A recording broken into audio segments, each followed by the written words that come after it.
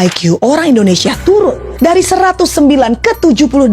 Dan jika turun 8 poin lagi, akan menjadi gorila. Inilah kata Dr. Rio. Nah sekarang itu 78,4. Itu turun 8, itu jadi gorila. Maka tidak heran di media sosial berseliweran video pelajar yang miris seperti ini. 4 kali 8.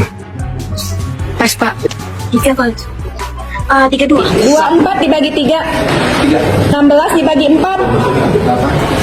Penurunan ini bukan terjadi tiba-tiba, tetapi berakar pada masa kanak-kanak. Saat otak sedang optimal-optimalnya untuk berkembang, tidak dirangsang. Karena di sekeliling kita saat ini, anak dibiarkan untuk berkomunikasi satu arah dengan handphone. Padahal anak butuh sekali komunikasi aktif dua arah untuk mengasah kemampuan berpikirnya. Sekolah hanya berfokus pada hafalan, bukan penalaran. Anak-anak dibiasakan mengulang jawaban, bukan memahami konsep.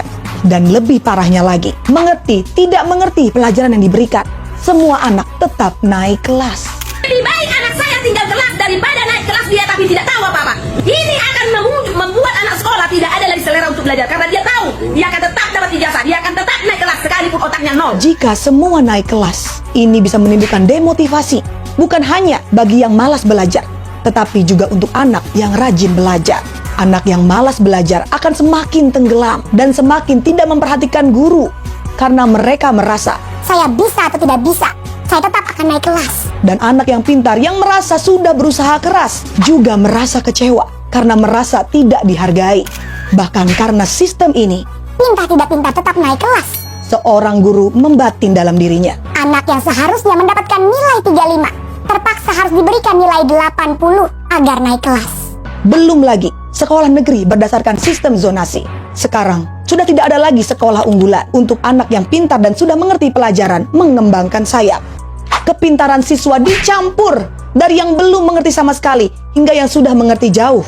Karena pembagian sekolah hanya berdasarkan zona mereka tinggal. Penurunan IQ bukan karena rakyat Indonesia kurang pintar, tetapi karena sistem yang menghambat kecerdasan untuk tumbuh.